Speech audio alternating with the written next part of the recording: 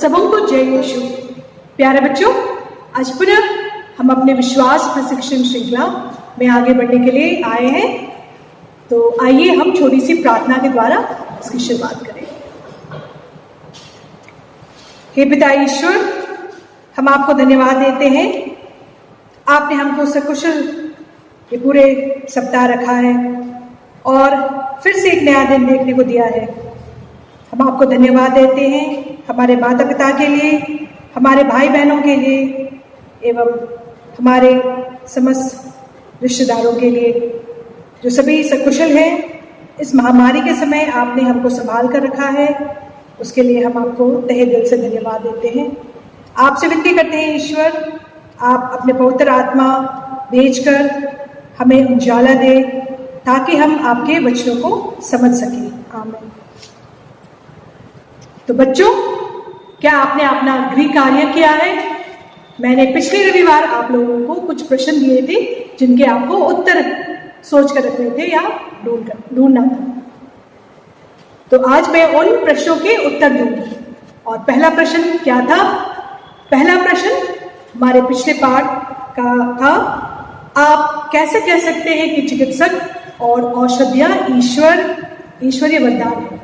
आप कैसे कह सकते हैं कि चिकित्सक और औषधियां ईश्वरीय वरदान है? तो इसका उत्तर क्या है? इसका उत्तर है औषधियां और चिकित्सक ईश्वरीय वरदान है, क्योंकि विभिन्न औषधियां जैसे जड़ी बूटियां और चिकित्सक हमें ईश्वर से ही मिलते हैं और चिकित्सक ज्ञान ईश्वर की ही देन है। ईश्वर ही चिकित्सकों को ज्ञान और विवेक से भरते हैं जिससे वे हमारा अच्छी तरह से इलाज कर सकें और चिकित्सक के पास जाकर हम उचित उपचार पाकर स्वस्थ हो जाते हैं और ये सब ईश्वर के द्वारा ही होता है। तो ये पहला उत्तर है। दूसरा प्रश्न क्या था? दूसरा प्रश्न, ईश्वर के वचन में चंगाई की शक्ति है।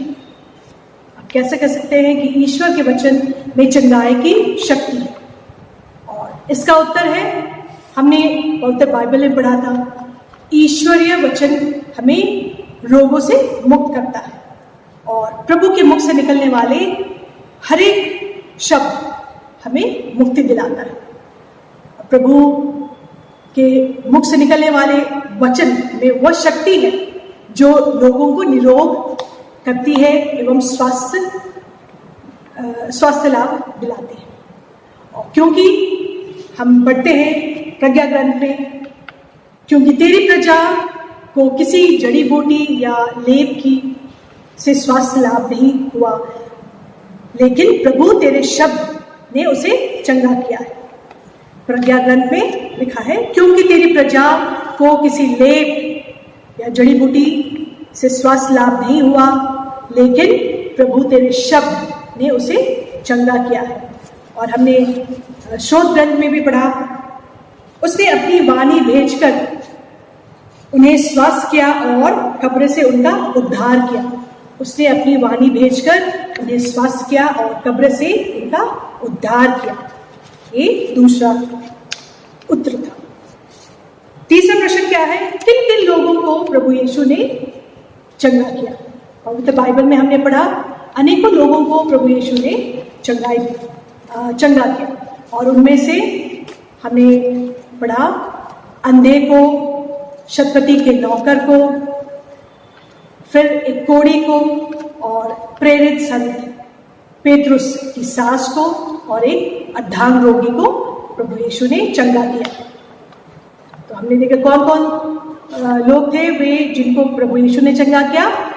एक अंधे को, शतपति के नौकर को, एक कोढ़ी को और प्रेरित संत पेतरुस की सास को और अर्धांग रोगी को प्रभु यीशु ने चंगा किया।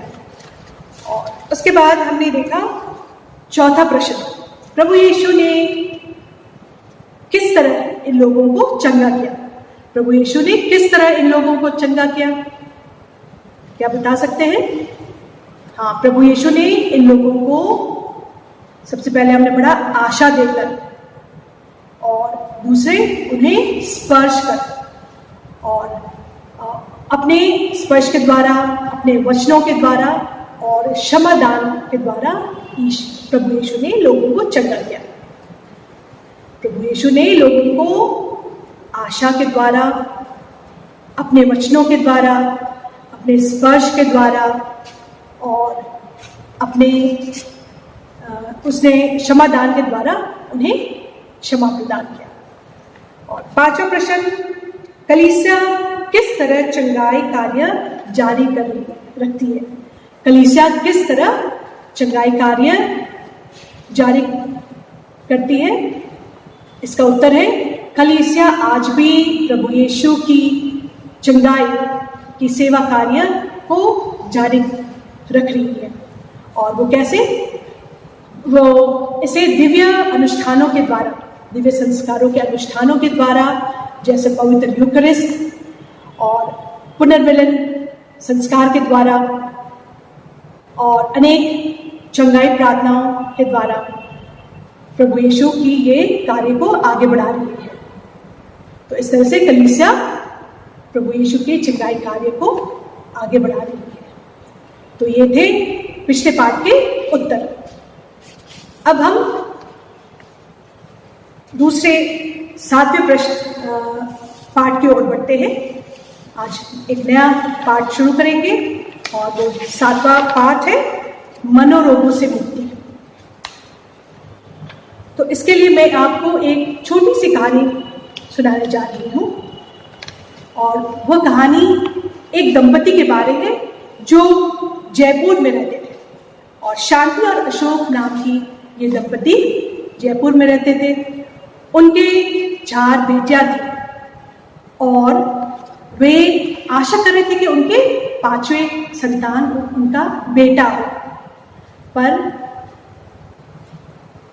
पांचवी संतान जब हुई तो वो फिर से एक बेटी हुई और ये बहुत ही दुखित और निराश हो गए, क्योंकि वे कई स्थानों में घूम घूम कर प्रार्थना कर रहे थे, कई तीर्थ यात्रा किए थे और वे मन्नतें मांगे थे कि वे उनका पांचवा संतान एक बेटा हो, परंतु वो 5वां संतान फिर से उनके पास एक बेटी हुई और वे बहुत ही दुखी मन से उसे अपनाते हैं।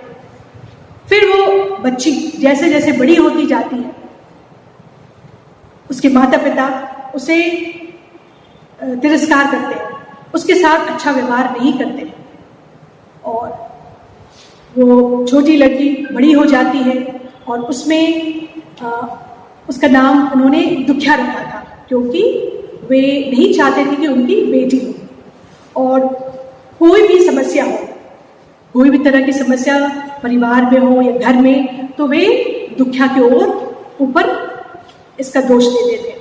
वे सब कहते थे कि ये दुखिया के चलते ही ये सब हो रहा है। और दुखिया, वो छोटी सी बच्ची बहुत ही अत्यधिक दुखी हो जाती है और उसमें जो आत्मविश्वास था वह होने लगती है। वो बहुत ही उपेक्षित और तिरस्कृत अपने आप को मानने लगती है और फिर उसमें इतनी अधिक दुख हो जाता है, उसके चलते उसके सर दर्द और चक्कर आना जैसे बीमारियों का शिकार हो जाती है और वो अपने आप में ही रहने लगती है। फिर कुछ दिनों के बाद एक दुखिया को एक पुरोहित के साथ से मुलाकात होती है और वो अपनी सारी व्यथा उस पुरोहित के पास जाकर बतलाती है। वो कहती है कि वो इतनी दुखी है कि वो आत्महत्या करने जा रही थी और पुरोहित इसकी बातों को सुनकर उसकी मनोव्यथा को समझ जाते हैं और उसे सांत्वना देते हैं, उनसे बातें करते हैं और उसे बतलाते हैं कि प्रभु यीशु उसे प्यार करते हैं और उसे बाइबल से अनेकों पाठ सुनाते हैं और उसमें उसके मन में आशा जगाते हैं। उसे प्रार्थना सभा में ले जाते हैं, चंगाई प्रार्थना सभा में। और चंगाई प्रार्थना सभा में जब दुखिया गई तो उसे महसूस हुआ, उसे ईश्वरीय शक्ति का एहसास हुआ, उसे ईश्वर की उपस्थिति का अनुभव होता है। और उस दिन से वो अपने मन की सारी दुख तकलीफ वो उससे मुक्त हो जाती है। उसमें जो आत्मविश्वास की कमी थी, उसमें जो दुख था दूसरों के प्रति, जो उसके माता पिता के प्रति, उसके मन में जो दुख था उनके रिश्तेदारों के प्रति, सब दूर हो जाता है और वो सभी प्रकार के दुखों से मुक्त हो जाती है।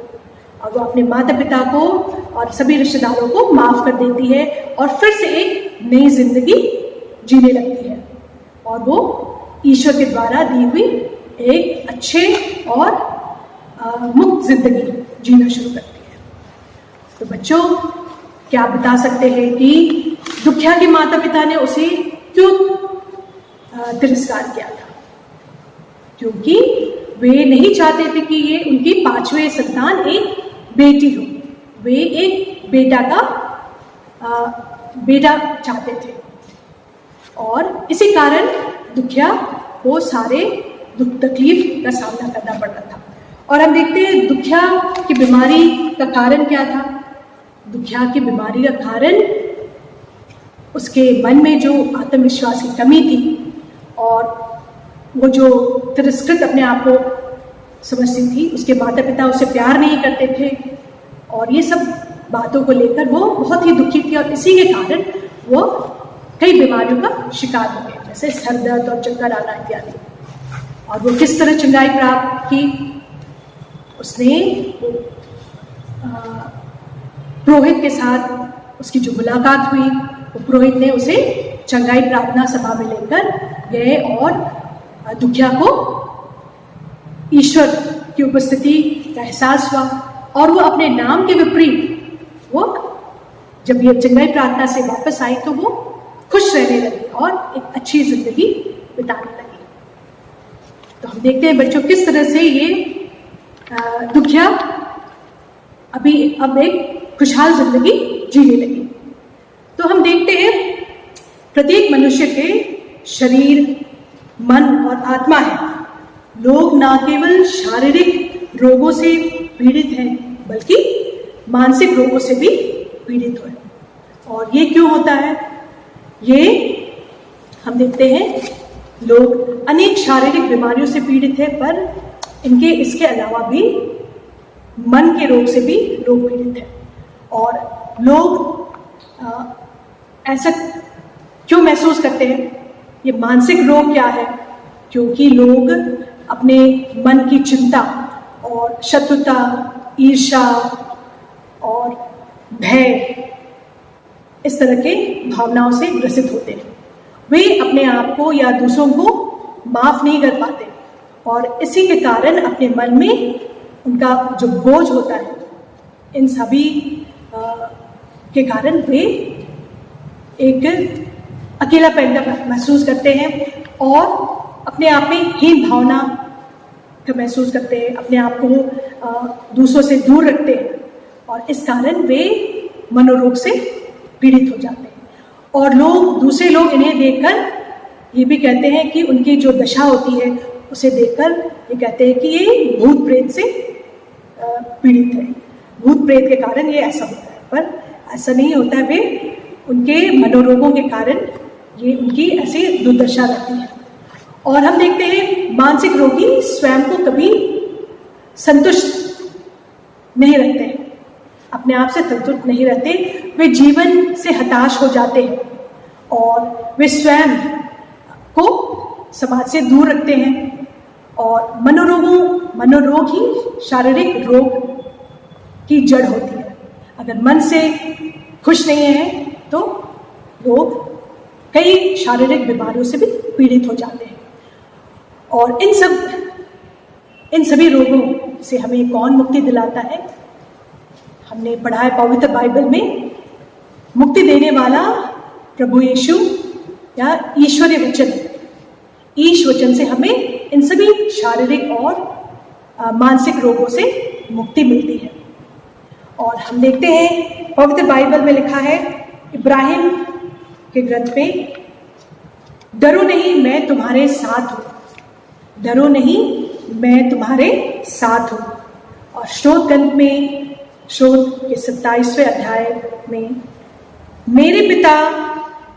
मेरे माता पिता भले ही मुझे छोड़ दे, प्रभु मुझे अपनाएगा।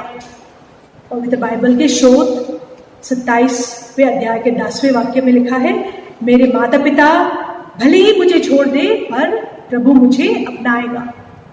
और योशुआ के ग्रंथ में अध्याय 1 पद संख्या 9 में लिखा है, तुम ना तो डरोगे और ना घबराओगे, क्योंकि तुम जहां कहीं भी जाओगे, प्रभु तुम्हारा ईश्वर तुम्हारे साथ रहेगा। तुम ना तो डरोगे और ना घबराओगे, क्योंकि तुम जहां कहीं भी जाओगे, प्रभु तुम्हारा ईश्वर तुम्हारे साथ होगा। तो हम देखते हैं इस पवित्र बाइबल से, इन वचनों से हमें शक्ति मिलती है और इन वचनों के द्वारा हमें चंगाई प्राप्त होती है, मानसिक रोगों से और शारीरिक रोगों से भी। और हम देखते हैं कुछ व्यक्ति अपनी असफलताओं को या नुकसान को और निराशाओं को अत्यधिक मन में लेकर रखते हैं और वे कुछ ज़्यादा ही चिंता करते हैं, और इसी के कारण वे मानसिक रूप से पीड़ित हो जाते हैं और वे शीघ्र ही हताश हो जाते हैं और मनोरोग के शिकार हो जाते हैं और खुद पर संयम नहीं रख सकते। उनके असामान्य व्यवहार को देखकर लोग तरह तरह की बातें करते हैं, पर उनकी दुख वे नहीं समझ पाते। और प्रभु की उपस्थिति सदैव निकट है। हमको ये जानना है कि प्रभु की उपस्थिति सदैव हमारे निकट रहती है और कोई भी उन्हें विचलित नहीं कर सकता। जिस प्रभु ने उनकी सृष्टि की है और जो उनकी रक्षा करता है, उसमें दृढ़ विश्वास के स्थान पर वे अविश्वास करते हैं। फिर भी प्रभु यीशु सदैव आशा दिलाने वाले उनसे कहते हैं, डरो नहीं, भयभीत ना हो, मैं सदैव तुम्हारे साथ हूँ। प्रभु यीशु क्या कहते हैं? नहीं डरो, भयभीत ना हो, मैं सदा तुम्हारे साथ हूँ। और लगभग 370 बार प्रभु यीशु ने ये वचन पवित्र बाइबल में कहे हैं। कितनी बार? 370 बार। तो हमें याद रखना चाहिए कि हम पवित्र बाइबल को बार बार पढ़ें और इन वाक्यों को दोहराते रहें। अगर हमें किसी तरह का मन में दुख है या कोई बीमारी है, तो हमें बस पवित्र बाइबल उठाकर इन वचनों को पढ़ना है, बार बार दोहराना है। और ये वाक्य बहुत ही अच्छा है। ईश्वर क्या कहते हैं? नहीं डरो, भयभीत ना हो, मैं सदैव तुम्हारे साथ हूँ। तो बच्चों, इसके साथ हम आज के पाठ यहाँ समाप्त करते हैं। अगली कड़ी में हम इसके विस्तार में बात करेंगे। तो आइए पुनः हम एक छोटी सी प्रार्थना करते हैं।